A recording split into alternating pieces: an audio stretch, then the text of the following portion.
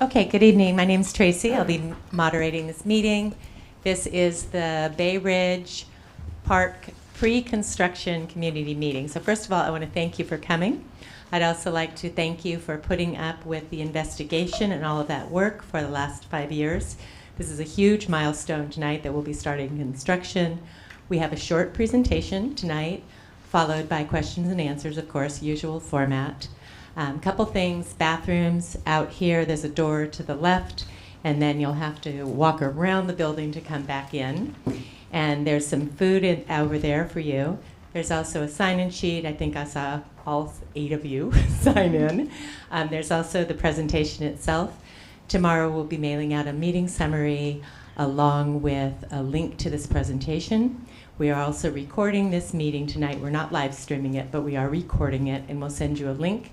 So if you have any neighbors that wanted to come to the meeting, but were unable to come tonight, you can share that link with them. We'll send it to all the emails that we have within Bayridge Park, and I think that covers just about everybody there. So that is our kind of ground rules for tonight. And then here's our agenda, typical agenda, introductions, which I'll do in just a moment, project overview, schedule, and we'll talk about sort of the workflow, and then of course the most important part, answering any questions or addressing any concerns that you may have. So with me tonight, I'm going to go this way, Jessica Law with the Water Board. The Water Board, of course, is the agency that provides oversight for this project. And then next to Jessica, and I'm going to do the name right because I studied, Daniela Harmon Nazaroff, right? And she is the program or project manager with WSP, which was Wood Environmental, and then now they've rebranded as WSP and were bought out by a company. But it won't change our project team at all. And then we have a new person I think you haven't seen tonight. This is the night of double last names.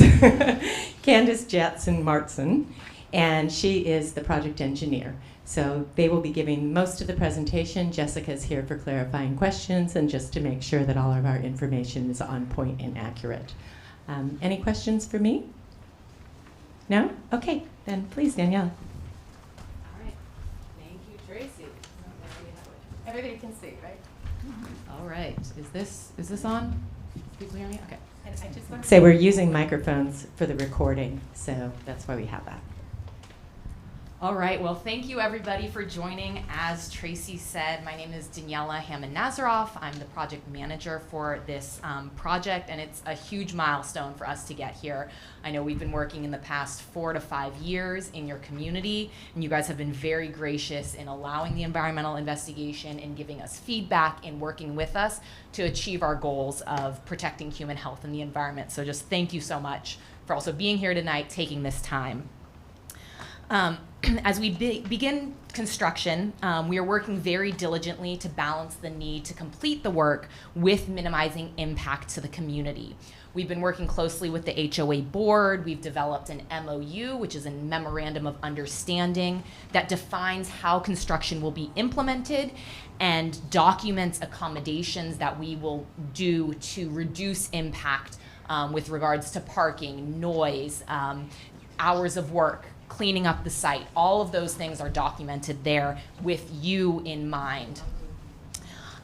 You're probably familiar with the various stakeholders for this project. As Tracy said, we have the Regional Water Quality Control Board, which is the regulatory agency under Cal EPA.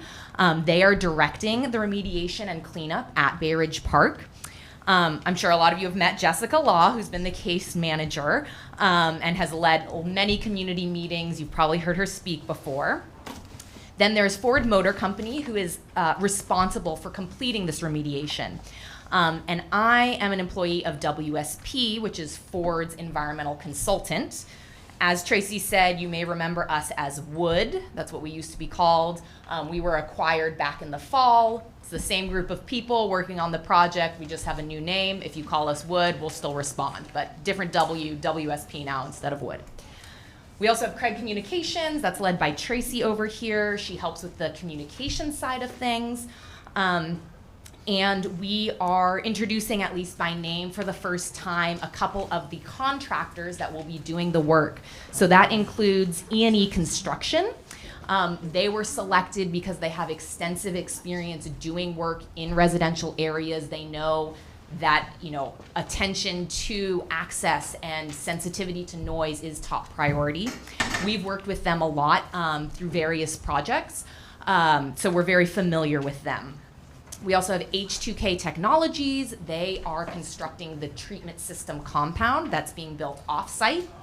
And we have also worked with them, and they're very top quality with attention to noise, soundproofing, aesthetics, all of those concerns that are being implemented.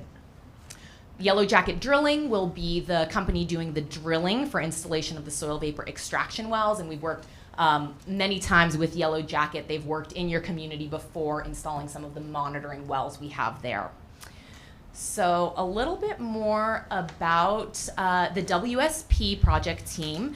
As I mentioned, I'm the project manager. I'm responsible for what goes on at Bayridge Park with regards to this remediation.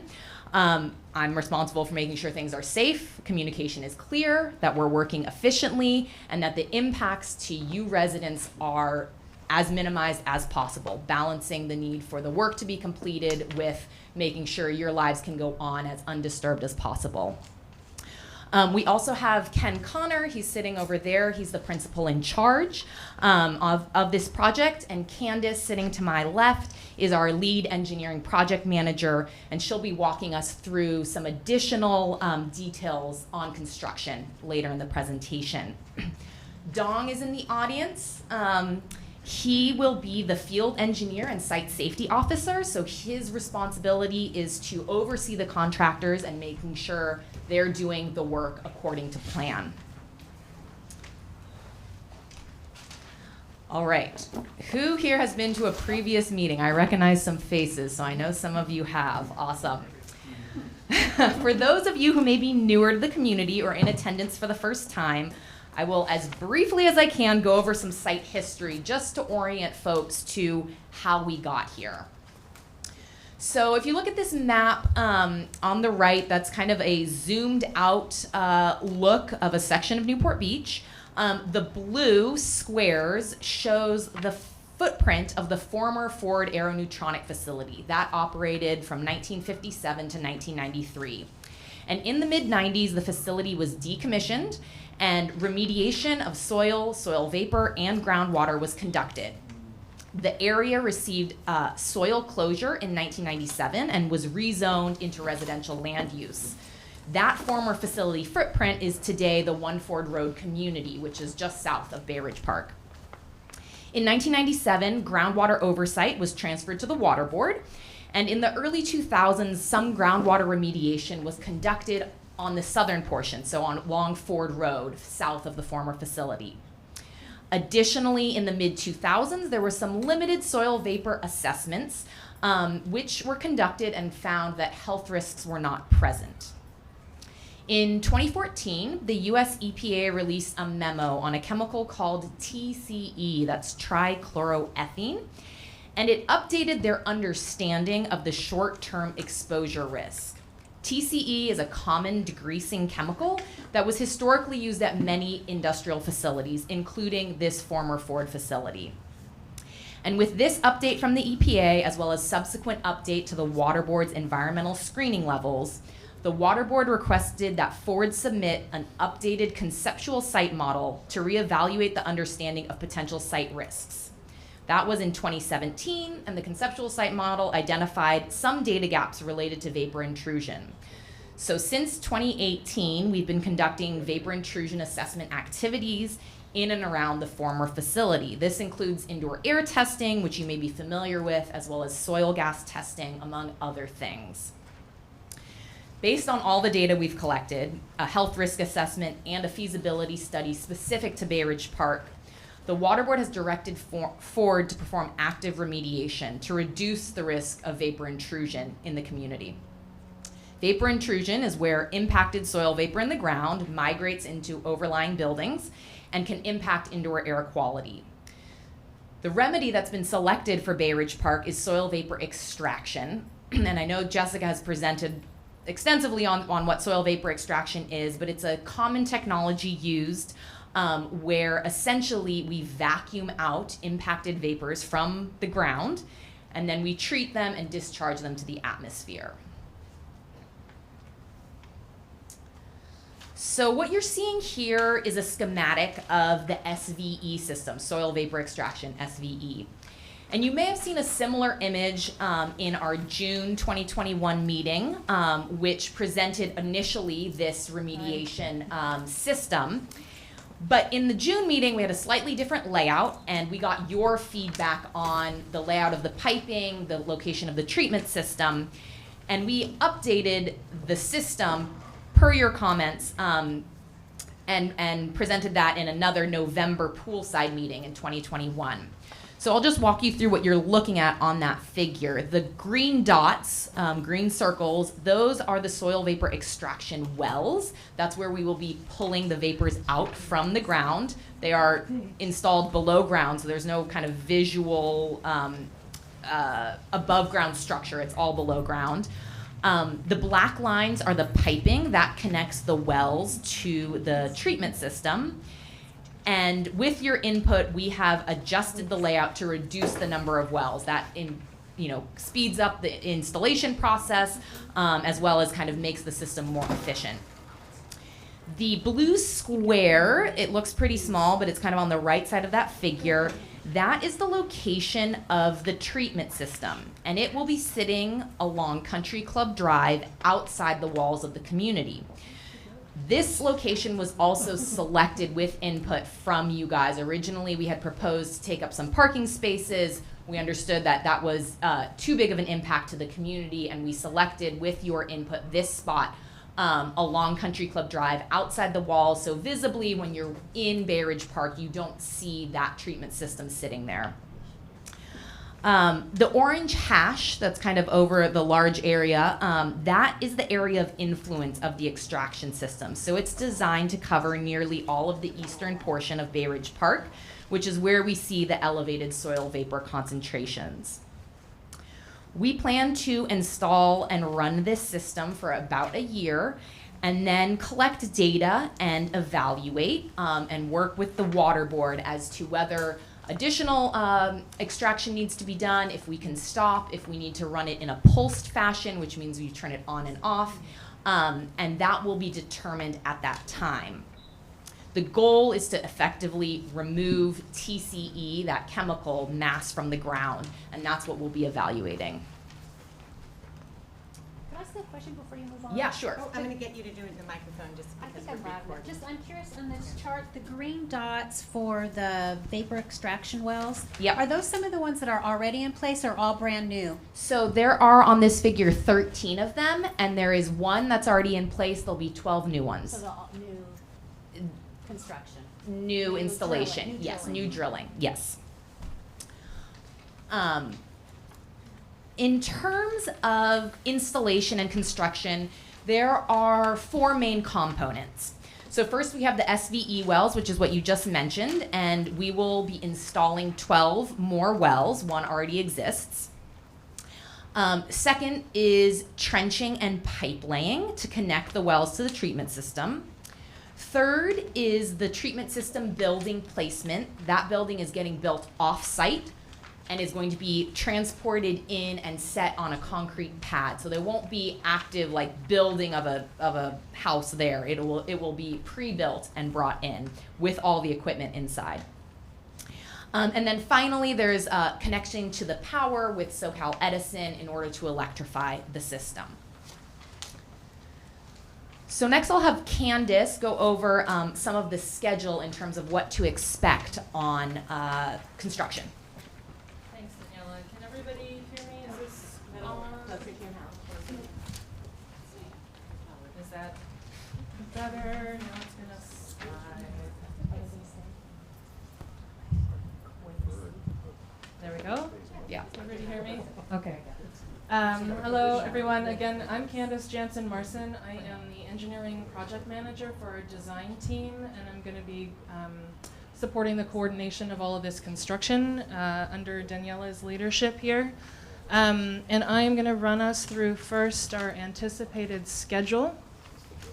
So what you see here is a summary of the critical components of the work. We've got the activity, the approximate duration of each of the activities, and an approximate start date. Generally speaking, this schedule has been developed to meet the community needs while also meeting the design needs, the remedial design needs. We are waiting on our building permit. We essentially have given them a preview of what to expect with a limited term permit. And they've already seen the design constructions. We're expecting it to be a smooth process, but we're waiting for the green light, and once that's in hand, we can get going. Generally, you can expect the meat of the work to happen between the beginning of March and sort of end of June, leaking into a little bit of July. And we'll go through in a little bit more detail what each of these phases will contain. And our completion activities are expected in August at the moment, but that will depend on when we sort of finalize our connection to power. So I'm going to go through the workflow for each of the components that Daniela mentioned, and begin with the SVE well installation. So as Daniela mentioned, there are 13 wells that are going to be used to achieve our remedial goals. And one of them already exists. We'll be installing 12 wells. You can see them here as light blue circles at the end of each of the blue lines, which shows the piping. And we expect that work will be completed over 2.5 to 3 weeks and then be finished. Wells will be installed one at a time using a drill rig and support equipment. And you can expect to see what we call an exclusion zone around that work. So traffic cones, maybe some safety tape to protect pedestrians from interacting with the work and to protect the workers and traffic from going by. And we will be sure to maintain vehicle access. We won't be blocking the road entirely. There will always be traffic able to move past the drill rig and the equipment. So the next thing we'll be talking about here, is the trenching and pipe laying. So this system entails 2,300 linear feet of pipe to get to move air from the soil vapor wells to the treatment system. And to limit the impact on the community, we've split that into 6 phases, and each phase is about 500 feet per phase. So rather than having the full length of the trench open, we will have only a portion of the trench open at a time. Generally, work will start on Woodburn on phase 1 there in the red, and we'll be moving counterclockwise around the community. And at the end of the work, there will be a slurry seal applied around the full community. Oh, I keep hitting the microphone, excuse me. Around the full community to restore the surface of the road. I don't know, it keeps sort of wanting to move around on me. Thank you very much. So we appreciate that this is going to be a big inconvenience for you. There's going to be trenching and construction activity in your community for a while. And that's why the work has been split into about 6 phases. And what we want to emphasize here is that each phase is about 3 or 4 weeks. So the most impact will be on each phase. It'll be disruptive for about 3 or 4 weeks, and then the work will be complete in that phase, and the construction will be moving to the next phase. So construction activities will be focused in these sort of 500-foot sections for about 3 weeks, and then they'll be moving on to the next section. And once we're complete and move through all of the 6 phases, then we will sort of add the slurry seal around the full community. And Candace, I just want to clarify that for the first phase, as you go through phases, they'll trench plate when they're doing the work during the 3 weeks, and then they'll actually pave it, so you won't have those trench plates there. And they'll do that in the entirety, and then when we're all done, they'll do that nice slurry for the entirety of the street, so it will look just like brand new. Thank you. Yes, hold on. I have two questions. So, and I'm going to make you talk into the microphone as much as I know you don't like it, just to be courteous of people that might watch this tape. So each phase is going to be 500 feet, but you've got 250 feet of open. What is that trenches going to be open for that whole period of that section, which is what, 3 to 4 weeks? Yep, there will be open trench, but it will be covered with trench plates at the end of each workday, and where we are not working, it will be covered. There's not going to be an open trench in the community for the entire duration of the program. And I believe the equipment will be also moved off-site at the end of each workday. So all you'll see is the trench plates. All the equipment will be moved off-site to a staging area and then re-brought back on Yep. the site each morning, right? We'll get there on the next slide. Oh, okay. I had the same question if the trench plates were going to be put in place after the work hours. So. Yes, yes. Every Mhm. day. Every day. Absolutely. Thank you. So maybe the next slide will help with expectations on what a typical workday will look like. And I appreciate your questions. Thank you. We hope we can answer all of them adequately. So what you can expect here is that our typical workday is going to be between 8 and 5 p.m. And there is no planned weekend work unless there is the need for emergency access. The number of people you can expect to see on a day-to-day basis is between 5 and 8. The days when paving is going to happen, there will be an additional paving crew with maybe 6 or 7 folks on that crew.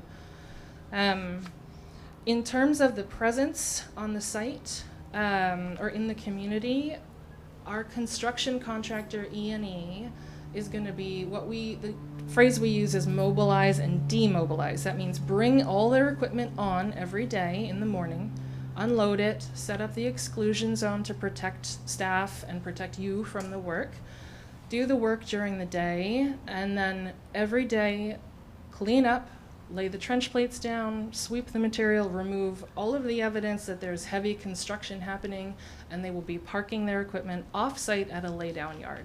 So we call that mobilize and demobilize the equipment each day, which is a pretty atypical way to run a construction program, but we've heard your concerns about sort of the impact on the community, and we're planning to strategize it this way. You have a question? Sure do. Okay. Hang on. Hang on. The mobilization, will they be at the gate at 8 o'clock ready to come in, or will they be in place inside the gated area at 8 so that the other crew can start working? So it will be the crew coming in with the equipment. The people bringing the equipment in are the people who are going to do the work. So they'll be coming through the gates at about 8 o'clock. Okay, so we should be prepared for a bit of a backup around the gate area at that time. There may be that, and we can work with you to try to stage it. If it's too disruptive for your morning commute and traffic, we can work to find a solution to try to minimize the As long as impact. we know. Yeah. Okay, hang on. Hi. How loud is this going to be? Because some of us work from home, like, and I don't have an option. We don't have an office here, so. Like saw cutting. I mean, conference calls and stuff. I mean, Understood. all Yeah. day long. So the work is going to be phased. So they'll be doing approximately sort of 50 feet of work in a day is what we're expecting. But you're opening 250. Yep. My question is, you're gonna have 250 feet open and plates that we're driving over every day. Mhm. And you're only working in the first 50 feet, and it's days or weeks till you, why can't you open and close it and progress as you go? That's a great question. So typically we would, in order to accomplish the phasing of the work, we need to have a fair amount of the trench open to be able to excavate, prepare a surface, and lay down pipe, and then test the pipe before we approve the backfill and go back in and repave. So there will be about 250 feet that they will saw cut open, and then they'll work in that 250 feet, excavate that, and areas where they aren't working, we're planning to have trench plates in place to cover that open trench, and we'll move forward sort of stepwise through the work there. Well, back to her point about people working from home, is Mhm. that during the construction phase, is that all day, 8 to 5? There will be- Disruptive to people with offices in their home? There will be construction noise during the day from 8 to 5, but we're the phasing of the community to have it be about 3 weeks only, and then over is like what we're doing to try to minimize the impact Yeah, but to You the know, whole and- community. we're all connected. Phase 1 to phase 2, we're all next door neighbors that touch each other. Mhm. Or Can you feel tell like us they're separate. what kind of decibels are created? 250 feet of open trench, that's 500 feet of saw cut, okay? Mhm. That takes a long period of time. We don't do that in a day. Yep. Can you explain to everybody what kind of noise or decibels are created by saw cutting asphalt? Well, we appreciate that construction equipment is loud and it's going to be disruptive. We can get back to you on exact decibels, but it's going to be sort of Well, it's standard. just the question is how loud is what they're asking you. Loud. We're talking like a Is it a jackhammer jet from 8 to takeoff 5? at John Wayne Airport. 90 I don't think it's the extent of a jackhammer. And I'll just say, Ken and I worked on another project in a similar neighborhood. I'm thinking Alameda. And we were doing a huge demolition, same exact concerns. People work out of their homes and worried about conference calls. And I will tell you that it was inconvenient, but we had really great communication. And when people had really serious conference calls, we stood down for a while and made it work with them. But no doubt it's going to be noisy, but it's 3 weeks of noise as opposed to that. And I don't know if you can look at staging and cutting smaller things. I think that the issue is it's going to be faster to do. It's kind of you pulling off the Band-Aid all at once. It was just kind of a generic, how loud? How I loud? think what you're trying to say is we're talking about a jet airplane taking off. We will get back to you with that noise. And I'm just going to say a couple people are raising their hands. So this woman, the gentleman with the very nice white hair, and the woman with the very beautiful blonde hair.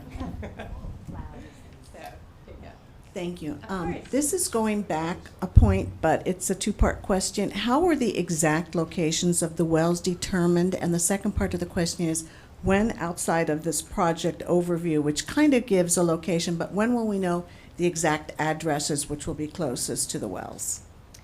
So the way the system was designed, right, we did a pilot study, you may remember, back in October of 2020 in kind of the southeast corner of Hartford Drive. And that pilot test gave us information about the radius of influence, which is how far one well could draw air. And what we determined there was that the radius of influence was about 100 feet, which means one well can cover kind of a 200-foot diameter circle. So what we did was we placed wells so that they overlap, but just enough so that we kind of minimize the number of wells, but we still get that coverage, meaning we get the area that needs to be remediated is covered by that radius of influence, those circles around the wells. We've sort of tweaked and modified the locations to kind of maximize coverage, minimize impact. You know, obviously we're keeping them in the roads, trying not to, you know, do them in driveways, things like that. But really with the goal of protecting the air and drawing from the airspace under the homes. That's really the goal of this, is to make sure that air doesn't come into the homes. And then your second part of the question, remind me what it was? It was exactly the addresses. Oh. wells will be closest to. Yeah, so we'll talk a little bit more about kind of communication later, but we will be sending out notification by email weekly, and then we will be following up with phone calls for homes that are specifically impacted about 48 hours in advance. So you, in the weekly email, you'll see a map say, we'll be working here, right, this week. And then we'll follow up with a phone call. You know, we'll be working in front of your home Wednesday and Thursday of this week. We wanted to give you a notification. You can expect this, this, and this. But we won't know But until like a week I was going to say, but if you want advance notice, we can provide addresses for where the wells are. And I would just ask anybody in here, if you have ideas on how we can improve our communications, because you guys live there, please let me know, and we'll try to work those ideas into our plan. So here you go. He has 2 questions. So the one question I had, which may be stepping ahead in your presentation, and if it is, then you can answer it later, but that is, as you progress with this, you said you're going to start getting results from testing and all that. How soon will that information be available to us, like at a level that we can understand it, of course? So during the construction, there's not really any testing per se from an environmental perspective with results. But once the system is operational, We'll be regularly collecting data. That data will be summarized in reports that we submit to the water board, and that thus we can provide to the community. You know, I don't know what frequency you're going to ask for it, but at least semi-annually, if not more frequent. It'll be quarterly. So we'll have, data summarized. Turn it on. Testing. Okay. I think the big part is the information that you guys can all understand, and I know that we can work on as those reports, which is a remediation progress report, come to us. It is very technical and it's data heavy. We will work on a way to make sure that it's we can come up with like a one-page summary for Bayridge Park that explains in the last 3 months the soil vapors that have been pulled, we have removed this much, and this is the progress of that remediation. I think what you were hearing with the testing is the testing they're doing when they're laying that pipes is making sure there's no leaks so that the extraction is efficient, it works. That's the testing they'll be doing before they backfill their pipes, because they don't want to bury it and then have a leak and then you're not pulling the vapors like they should be. And then and I was only interested in to when we could get feedback as to, just the simple, below acceptable levels or above acceptable levels, not any, And I think we can do that. Probably realistically, it would be quarterly. Okay. Every 3 months, yeah. And then the only other question I had, and this is kind of off track, but just for the history buff, I know it was Ford Aeronautics, so I can kind of guess what they were doing, but specifically, were they manufacturing? It was a lot of research and development, my understanding. I don't know if there are folks who used to work there in the audience, because I know my unit. she'll know. Yeah, go ahead and answer. My unit backs onto the Ford plant. Oh. I'm on Hartford. I have a separate little unit that isn't connected to anybody. And so I just have the IV and a fence, and then there's the Ford Aeronautics parking lot. And I've lived here 31 years, so the plant was there when I bought. And it was just like they were doing, I didn't even know what they were doing. It said Ford Aeronautics. So they weren't manufacturing, it was more like... They were, no. I read about it. It was identical to the 3 Boeing sites in Huntington Beach, Seal Beach. Well, that's not what I read about the plant. Blowing things up. Yeah. Oh, wait, there we was haven't made it work. manufacturing. It was research, development, and manufacturing. Okay, so research, development. And it was the missile guidance. It was the missile guidance systems, and so that's what they had manufactured. But yeah, I think the primary part was the research development, but then they did do that manufacturing component. Okay.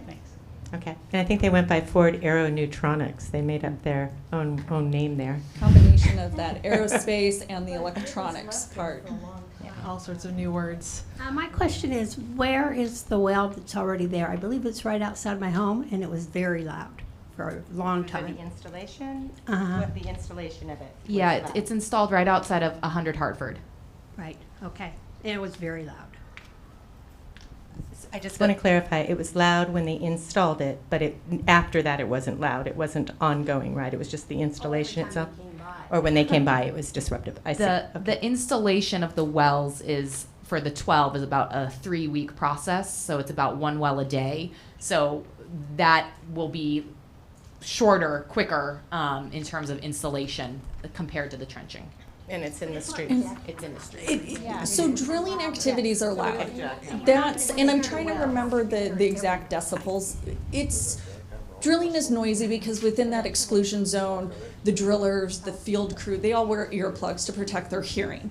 Back in the day when I did drilling, we would, if we were at a business or something and folks complained, we'd be like, here's some earplugs, if you need them, right? It's a short-term solution. The well part, and correct me, I think the drilling activities is going to be louder than the saw cutting, but I may be wrong on that one. But if I recall from it, the drilling is noisier than that. The drilling part is a day or two at each location, and so that will be shorter lived. Okay, so I have this fellow and then you, if you don't mind. Yeah, I've been wondering this for a long time. Did you ever calculate an estimation of the total amount of this material that was dumped over the years? You mean from the Ford facility? Yes.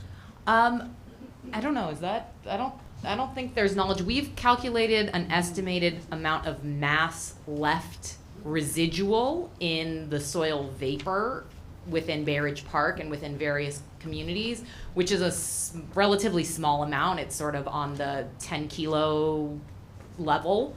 But how much was released in the 90s, in the 80s, 70s, 60s, 50s by the facility, I don't know if that is known. So people obviously have been living around it with greater possibility of concentrations from the 80s on, or, when Well, so Bayridge was built on to present time. Yeah, the facility was remediated when it got redeveloped, meaning there was soil excavation, groundwater treatment, soil vapor extraction on the former Ford facility footprint. That removed. Yeah, exactly. A whole big remediation was conducted in the 90s. It focused on the former facility footprint. There is, because some of the impacts went into groundwater and the groundwater migrated, that's why we're seeing some stuff, at Bayridge Park, at Belcourt Terrace, even down to Newport North apartment homes. That's been carried by groundwater, but that is, in terms of mass, a lot smaller than the main releases that historically happened in the former facility. Is there data of what was found in those days, and in terms of amounts or amounts in the air or any other way to measure this material? The old, and we would have to look at reports, but all the remediation reports do document a mass removed. And where can that information be found? It's on, that report may be on GeoTracker. I would have to look. It would be definitely in the files at the water board, at our office in Riverside. But Could you let me know I when can you do come some across? digging. I'd like to take a look at that. I can dig and see what I can find. Yeah. And email and get that to me and I'll make sure. Okay, one more question here. I just have a question. The 13 wells that we're putting in. Yeah. So I understand the noise is drilling the well, piping the well, but they are running 24 hours a day, correct? So yes, but there will be no noise coming out of the well. So once they're placed. Once they're Jobs placed, placed, and we've covered them back over with plates, other than driving on the plates noise. yeah. So When we once hear once. that, we wouldn't hear that. Correct. Once the wells are installed right below ground, they are finished, what we call with a flush mounted, meaning, flat, traffic rated, meaning you can drive your biggest truck over it, mount, similar to what is already there in the street. It kind of looks like a small storm drain or maybe a little like sewer, one of those metal Covers. caps. The well itself isn't going to generate noise. There is a blower, which is in that treatment system that's sitting along Country Club Drive. That does generate noise, and that is specifically in that building to dampen the noise. And we have a lot of, and we'll talk about it, the methods that we've done to really make that as quiet as essentially, a washing machine? Or even fridge. a quiet fridge, yeah, is kind of the And level. then who pays? Mine's right outside the gate, so I'm gonna hear it all day long. It's going to be the noise of a fridge from 3 feet outside of the building. So anything further than that will be even quieter. Yes, but it's right there under my window, or, across the window. You know what, I'm gonna just let her finish her questions and I'll come to you, okay? And then, once the building starts extracting and releasing, who pays the money to have that building being run? You had talked about SCE. Ford So pays. it's on its own meter and It's all of on that? exactly, Okay, thank you. exactly. Just wanna make sure. Okay. Yeah, Yeah, it's not on any of our meters. correct. It'll be separately metered. Okay. Yeah, independently. I know, they should do something. Okay. And there's You a have few of you, it's not just you. One There's more a little few. question? Okay, we have one more question, then we're gonna get going here. Getting affected all the time. I think So you mentioned, one gentleman asked about being able to access some other information to read about this. So for the benefit of we nerds who are more interested in what we can find to read than we are worried about the noise, is there someone, if we get this information, if there's someone we can call to ask questions? Not to take up a lot of your time, but Yeah. Jessica. just a quick question. Jessica or me, Yeah. and we have, there's both the state GeoTracker, which is the state water board's website. We also have a Ford-hosted website, which is Ford NB Facts, that has all of the most recent stuff. It's a little easier, in my opinion, to navigate because no offense, the title, the links are obvious. You know, it's, the titles are just clearer. It's, you can kind of self-navigate. But anything that you have questions on, Jessica or myself, would be happy to answer and go through that with you. And Thank you. Wants to say And something. I will say that on GeoTracker, yeah, it's a database. It's not the friendliest, but all the information is there. So that was it's a regulation requirement to electronically submit anything since 2005. But there is the remedial investigation report from 1995 for the former facility, and that's the really, really large document that goes over all the areas of interest and all the investigation that they did on the former facility. That's always an interesting read. I keep that binder next to me because sometimes something will come up and I look at it and say, okay, was something missed back in the day? Or are we placing borings in the right location to make sure nothing is getting missed? So the number of times that I have peeled out these old figures and old data points that date back to 95, it's been useful. And those are things that I'm looking at to make sure the activities that happen now are still appropriate and we're not missing anything, and we'll achieve that ultimate goal of cleanup and being done and out of your hair and you not seeing us. Okay. That's our ultimate goal here. I have one more question back here, and then I think we'll get through the rest of the presentation. I just have a question, not in relation to what we're going to go through, in relation to health. Because my place is just where the fence is, and then One Ford Road houses are like feet from me. So I just wonder, are they going to work on them then? Work on the One Ford Road. One Ford Road. One Ford Road. Will you be moving over there? Feet from me. So the issue is that you're cleaning up at Bayridge Park. It's proximate. Yep. Proximate to One Ford Road, and she wants to know if you'll be moving over there. I remember this question from last time too. What's the difference? It's just feet away. Yeah, so we have the soil gas probes, which we have over 500 kind of throughout the site, which we monitor soil gas in. That is what we use to determine what needs remediation, where there is potential health risk, and all of that. So if you are kind of on that southern edge, right near the edge of One Ford Road facility, right, we have, you know, if your home is within the footprint of the soil vapor extraction system, your home is addressed.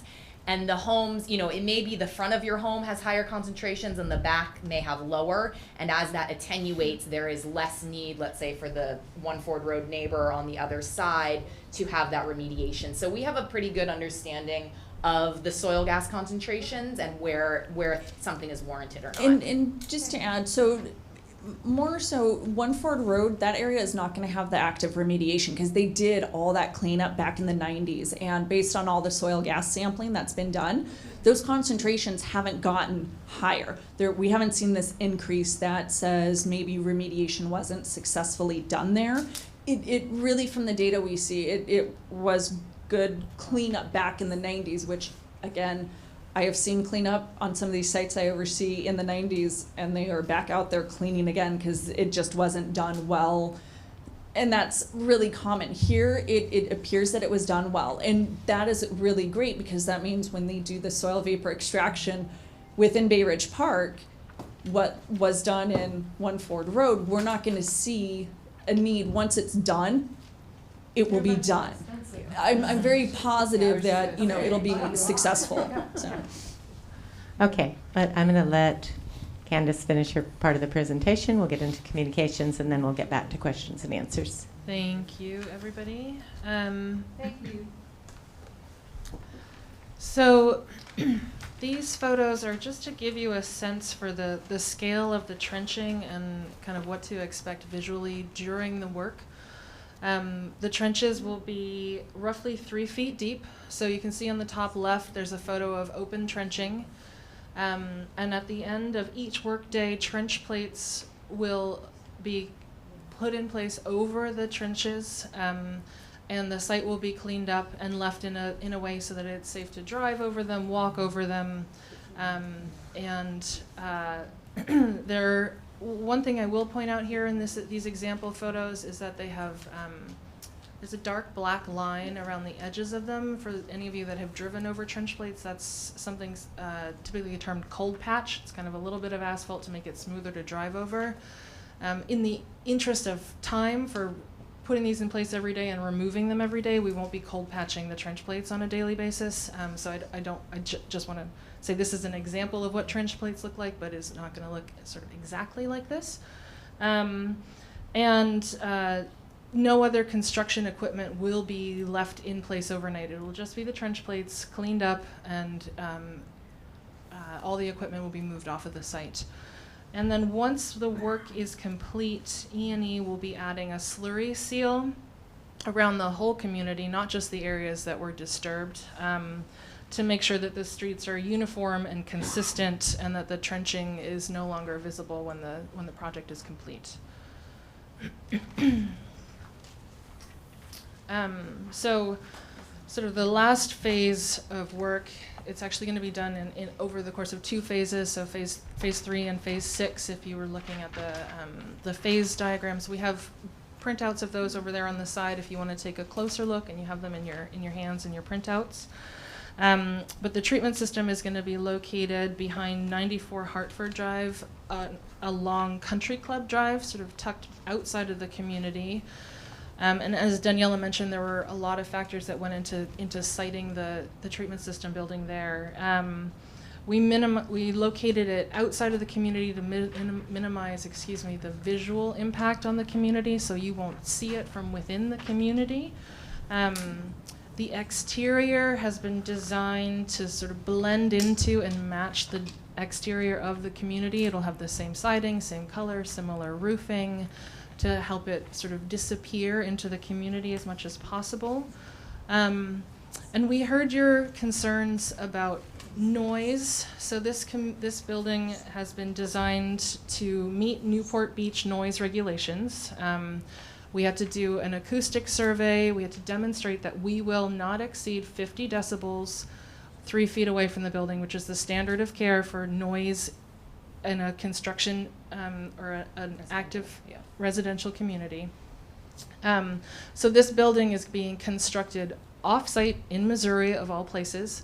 It will be built there with the equipment inside it, with noise-proofing, sound cladding on the inside and on the roof, and it will be delivered and placed on the concrete pad. That's, again, to limit the amount of time that we're disturbing the community. We're not building it in place. We're not loading the community in place. It's being built off-site and loaded sort of off a truck and craned in onto a concrete pad. Let's see, in terms of the installation, there is some vegetation there that'll be cleared out of the way, and we'll be adjusting the location of an air conditioning unit within the footprint of the concrete pad.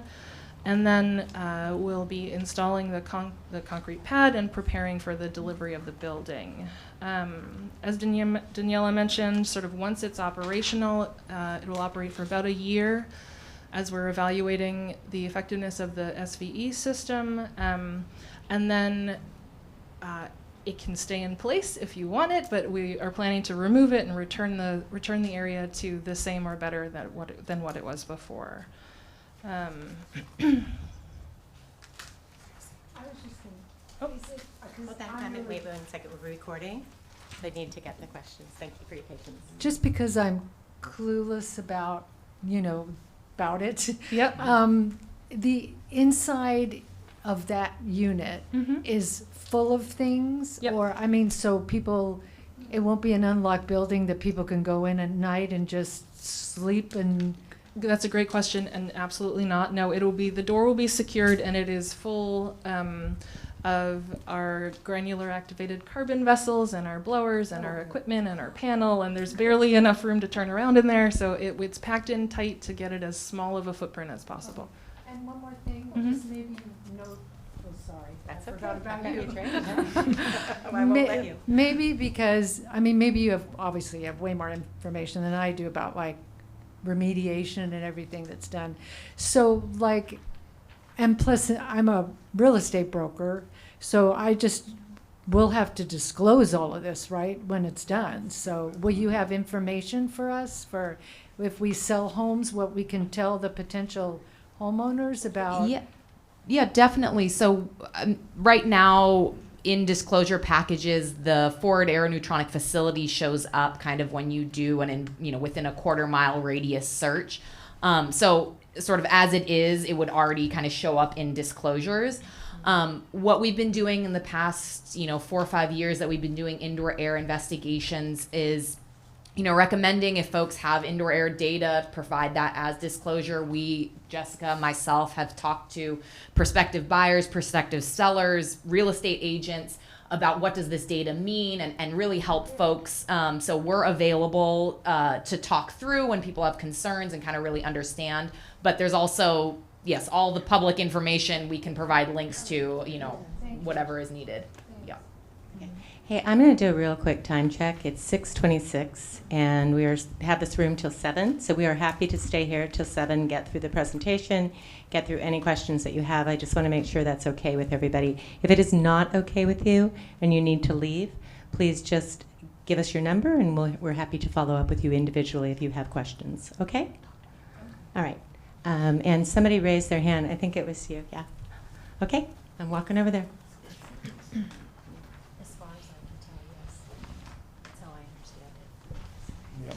So it seems to me all the treated air is going to wind up in that building and be exhausted how? So the treated air will be pulled into the building using the blower, using vacuum to pull it out of the wells. It will move through the pipes to the building, and it will move through granular activated carbon, which will pull out the contamination in the air, and then the clean air will be vented out of the roof of the building following the South Coast Air Quality Management District requirements for venting air. It will be vented under permit and following all of their guidelines. So it'll come out at the roof level of the shed structure, or whatever you want to call it. At 13 feet is the height that needs to be vented. And the exhaust will be monitored per the permit requirements to just make sure everything is operating as, expected and it's all clean. And I think one of the good point is like when they first start these remediation systems, to make sure everything's working as it's supposed to, the Air Quality Management District permit requires them to be on site monitoring like continually, again, not in the nighttime hours, but continually the first week and doing almost like hourly checks of it and making sure that it is meeting and it's clean air being discharged and not pulling the vapors and then just venting uncleaned air, these vapors to the air. We don't want that. And so it's meeting those cleanup requirements. But there'll be no stack on it that'll take it up above the rooftop of the building that's being lived in. No. So we have to trust that the monitoring is going to be peachy keen the whole time and there won't be any bad air being discharged. There is there's redundancies in these remediation systems. So one of the things that you mentioned, how many is there? 2 or 3? There's 2 GAC vessels there. There's 2 of these vessels. So the first vessel cleans it and the second one is a backup. So part of their testing, when they go in every single week and monitor what is going into these vessels and what's coming out, they look at each vessel. So as soon as that first vessel hits, they get the detections in there, it's still being cleaned by that second vessel, and they immediately replace and get new carbon and clean it out. So that way, there isn't that chance for it, because that is that would get them into significant trouble, not only with the water board, but with AQMD and a host of others. And They keep these redundancies You know- because it is, it would be very, very bad Jessica, repercussions. I think it might be helpful if you just explain that these systems are quite common Yeah. for this kind of environmental And it is- issue and have been used in many, many Yeah. places effectively. And that's why they have those extras, the kind of secondary vessels for the cleanup, because that's what happens on all of them, is that carbon gets used up, and so they go to the next vessel, replace it, and get that new carbon in. Yep, it's a very tested technology and Very it's tested, implemented exactly. across the country for So many, new to many Bayridge years. Park, but Oh, quite common in They've the been- environmental industry. And they've this fellow has a question. Been so doing soil vapor extraction for 50 years? Mhm. Right? Yeah. And one last question over here. I get the function, I get the location, I know we went to a lot of work to put it where it is for all the right reasons. But I'm sorry, I can't, my glasses. I listened to you talk about design considerations and all of the aesthetic character. Mhm. And what I'm looking at is a prefab structure that's being dropped onto a concrete pad. Mhm. It doesn't look like our architecture. It has siding and trim. I mean, is there something you can do? I mean, we live in $1 million community and we're the little guys compared to the real $1 million communities. Mhm.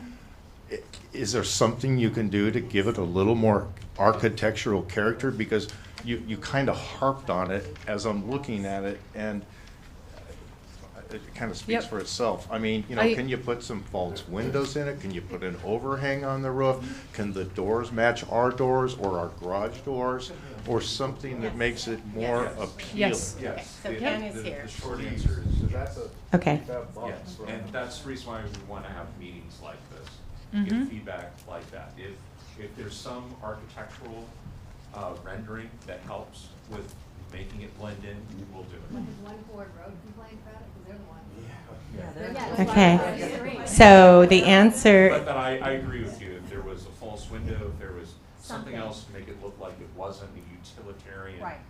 building. Okay. You're fortunate because you get to use the fire access, right? Right. Okay, but like, I don't see any landscape buffer or, I mean, again, Which is another great point, and we'll take that into account. Okay. Absolutely. So thank you. Okay. Why don't you move on? Yep, and we have a relationship with an architect that does work in the community, so we can certainly Let's move on. that work. Okay. So just very briefly, this shows the traffic plan during the trenching, pipelaying, and building installation, and we wanted to show that traffic is going to be coming down off of Bison and moving in a counterclockwise fashion through the community. It's going to be sort of controlled and measured movement through the community, with folks keeping an eye out and moving slowly. The first part. sorry, I'm sorry, I missed. can you not hear me? Sorry. Well, no, it's just, were you saying that like the gate will be open, you'll go in one way and come out the other way, like in a? Yes, so typically on construction projects, we try to maintain traffic flow in one direction only. Yep, so that there's no backing up and turning around. So the current plan is to have equipment come in and move in a counterclockwise direction, and it will be largely concentrated, or activities will be concentrated within the phase of work that's active at the time. And we will have our construction contractor, they have a laydown yard off-site, nowhere near the facility, so they will park their vehicles there and have as minimal vehicles coming in to limit the amount of impact on the parking. We're very aware that there is not much parking in the community, and we want to limit that and reduce our impact there. Let's see. Is there a need though for at least like one vehicle to stay parked inside the walls, or? During the work? Yeah, during the work, or will there like not be a single other than like a drill rig or? Do you mean overnight or during the No, work? during the work. Because There will probably be vehicles within the exclusion zone, like within the construction area, and we have an expectation that we'll probably use 2 or 3 spots out of the way, parking spots out of the way, because we need to sort of ferry the workers in from the laydown yard. So there will be a couple of spots taken up during the day. Yeah. But I think the main point is that construction workers won't be parking willy-nilly anywhere here, and that they'll be traveling clockwise, and there'll be no 3-point, 10-point turns or anything like that. All of that will be prohibited to try to ease the traffic pattern. Yes. This traffic pattern, is it for us also? Nope, you can continue to move wherever you want to be. Okay, because I was going to say, I can't get in that other gate. I can only get in one. This is for our folks. Okay. You know, this is just for the construction vehicles, so you know what to expect. This is not for you. Sorry, I should clarify. This is only for E&E construction. We're not going to change the way you get to your homes. No. We wouldn't want to do that. So thank you for all of your questions. I hope we answered them, and we can pass on more information that you were looking for this component. But I'm going to pass to Daniela now, who's going to go through sort of our communication strategy during the program. All right. So communication, obviously, very important. We definitely want you to feel informed, you to feel, like you have notice before work happens, reduce surprises. So the schedule is potentially subject to change, and we want to be able to communicate dynamically with the residents to make sure everyone is up to date. So we sort of have 3 tiers of communication. As with all the work we've done before, we'll do a mailed, so USPS mailed to your door notice of work before the start of construction. That'll come at least a week before. That's going to be pretty general. It's going to talk about the length, the estimated start, the phases that we've discussed here, and give you kind of a broad overview of the work. Of course, mailing is not the most dynamic or fastest way to communicate with folks. So we're also going to be doing email updates. Right now, we've been giving folks a monthly email update, and I'm hoping you guys have received some of them. And if not, please, let me know. We can make sure your email is on our list, but the list we have from Enrique for the HOA. These email updates will increase in frequency when activity starts. Obviously, right now it's sort of not much is happening. And they will likely increase to weekly, but adjusted as needed if we need more frequency. And what you can expect to see in those emails is a little summary of the work that was completed last week, and then a description of the work and location that's coming in the upcoming week. This will allow you to see, all right, they're working on Woodburn, or they're working on my section of Hartford, or whatever the case may be. What we will also do is phone call notifications, and that will be to residents, property owners, garages, folks who whose garage might be impacted in that week, to let them know, give them a heads up, right? You don't want to know, oh, my garage might be blocked for a week. That's not enough information, right? So we would like to provide more specificity with a phone call to folks to let them know, and so that we can accommodate. The goal during the whole construction program is to allow you access to in and out of your garage. So if it is blocked and you need to get out, and there's an open trench right there, please let us know, let Dong know, let our construction team know. We will accommodate getting your vehicle out or getting your vehicle back in, or whatever needs to happen. We are going to work with you, to make sure that you can still access, everything. I think that's all for. I think I'm just going to ask a question that we talked about, Yeah. which was package delivery, which seems to be an issue with people. So we also are working on a plan with Amazon. Trash day? Trash day too, same thing. All of those services, and people get a lot of things via Amazon these days. So we're working through that, so you won't be having your packages delayed. And the trash, thank you. Trash is a big deal? Okay. Yeah. Okay. Thursdays are trash days, and we're working on a plan on that as well. So it's in our sites. We just didn't have it completely figured out, so we thought we would just tell you we have that as a placeholder. Yes. So if I am going going to be doing some remodeling, and I may need to have a dumpster out in front of my house. I need to check with my timing with you, because I might not be able to have a dumpster in front of my house, so I need to know kind of dates so I can schedule that with my contractors and my construction people. Yeah, sure. Let us know, and we can definitely give you an idea, and we can have kind of open communication so that we know when your dumpster will be out there, and you'll know when we'll be working, and we can make that work. Okay, so once I have that, run that by you, so Yeah. if we need to modify, Yes. we can. Okay. Yes. Oh, wait, we have one more question. Schedule, I know it's been asked previous, and it was probably premature, but we would love to see your CPM schedule, your construction schedule that has details. You know, we're looking at what, a $15-20 million project, contractors, subcontractors. I mean, it has to exist, and honestly, like, you know, if I look at this anticipated schedule, you show me that within 30 days this could all be starting. That tells me you have to have this detail. We would like that detail. I'd like to know task by task and subtask. You have a CPM schedule. Can we please be privy to that? We definitely have a schedule. It changes maybe daily as things fall into place, adjustments. It's kind of a constantly evolving document, so I'm hesitant to provide it. But if you want to give me a call and I can kind of walk you through the detail, you know, it's multi-pages long, as you can imagine. It's detailed, it's intense, and we can kind of go through that, you and me. We can certainly decipher detailed information. So, Yep. Yep. But again, I just don't, I don't see value there. Okay. All right. All right. I think we're just we have about to wrap. last slide.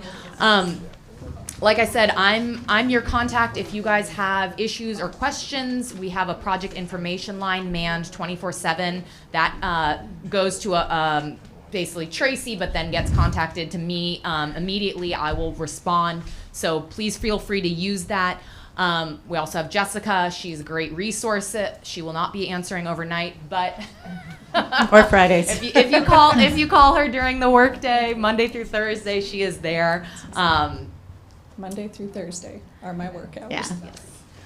Yes. Just kind of wrap up here. We have really gone through and worked on designing this with you folks in mind. I know there are elements that we can't control in terms of inconvenience, but we are, you know, here and open ears to listen for feedback and get additional recommendations with regards to communication or other things that, you know, may be of concern. And we really do appreciate working with you and appreciate you guys being here and providing us that information. One of the things we have done is a very extensive risk or failure analysis. This is a big construction project, and being prepared is always good. So, you know, we've thought through kind of every place this potentially could go wrong and what the protocols would be. That is not because we think it will go wrong, but it's better to be prepared. And by doing that, by having a protocol set up, that will help reduce any delays or impacts. You know, help us respond to things like, you know, unusual rainstorms or stuff like that in a more organized manner. So with that, absolutely, I see. I just want to thank you guys all for being here tonight, for providing your feedback, for letting us work in your community. Again, very appreciative. I know this is not a small bit of work, and it really means a lot for you guys. To me, for you guys to be here. We really do want to see this successful. We really want to protect human health and the environment, and we want to keep your community as beautiful and as, you know, gorgeous as it is without, you know, any long-term impacts. Okay, thank you. Question here. Anybody else have questions? If you'd raise your hand, I'm just going to kind of do the popcorn thing. So you, and then over there. Okay, that's all. Just a quick question. I didn't see it on the map. Was just like restrooms and trash. Like, where are they daily going to be? Yeah, so we have, and this is outlined kind of in that MOU that I described. There is a location, and it'll be, you know, one of those beautified porta potties. So there's siding on it, and you can't really see it, but that will be sort of near where the treatment system is on that outside of Country Club Drive. It kind of clad in maybe some wood, you know, make it look a little bit pretty. Trash will be transported off-site daily, so there won't be stuff left there. That also includes kind of any water generated. It's not going to be down your storm drains. We're transporting that off-site. So, Okay. And then,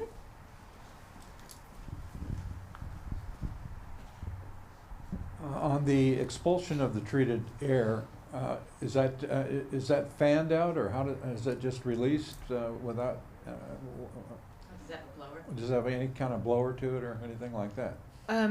Yep, that'll get that the blower pulling the air from the subsurface from the soil vapor wells will also be moving the air through those granular activated carbon vessels and up out of the stack, so it will be driven out and upwards, not passive. Okay, on the monitoring of the treated air, is there any way that there could be a real-time website that we could access? The air coming out. The air to monitor for ourselves the air quality, since we're living. yeah, that's a good question. The way that the kind of the gold standard of sampling with the air quality district is to collect samples into Tedlar bags or Suma cans and have them analyzed at a lab. That's sort of the real-time data is sort of, it's not quality, but there's more quality assurance with this kind of collected data. So there's sort of inherently a bit of a lag, but we could talk about, being able to provide that to, let's say, that Ford NB Facts website that we have, where you could, in a reasonable time, it wouldn't be instantaneous, but it would be basically every time we collect a sample, see that data once that data is back from the lab. So I think that's a good idea. I think another thing we can do is add it in your end of week report if Yep. there are any exceedances. Yep. That's pretty common, doing that as well for air quality. Yep. Okay. Other questions? Okay. If you have questions, can you just put the slide up with the numbers again? And you can just take a picture of this with your phone if you like. It is in there. Yes, thank you. My goodness, thank you. It is in there, so you can call that 833 number. I want to be clear that I get a text message on that, and I respond to that immediately. So there isn't the typical lag that you would have with an 833 number. The last thing I want to say is that we recognize that being forewarned is being forearmed, and so we will try to be impeccable with our communications so that you have advance notice of anything that's going to happen, so you're not surprised. And the one last thing I wanted to say that we did look at was emergency access, and we're working through that too. If there's an emergency that somebody has in their home and they need immediate attention, we have a plan in place for that. And I think that's all. Any other questions? And I'll just add, the purpose of having this meeting tonight is to keep the communication, the lines of communication open and the transparency and all of that. And so if you see something that is just not working for you, reach out to us. Reach out to her. Let her know. If it is not happening, in all seriousness, reach out to me. Let me know.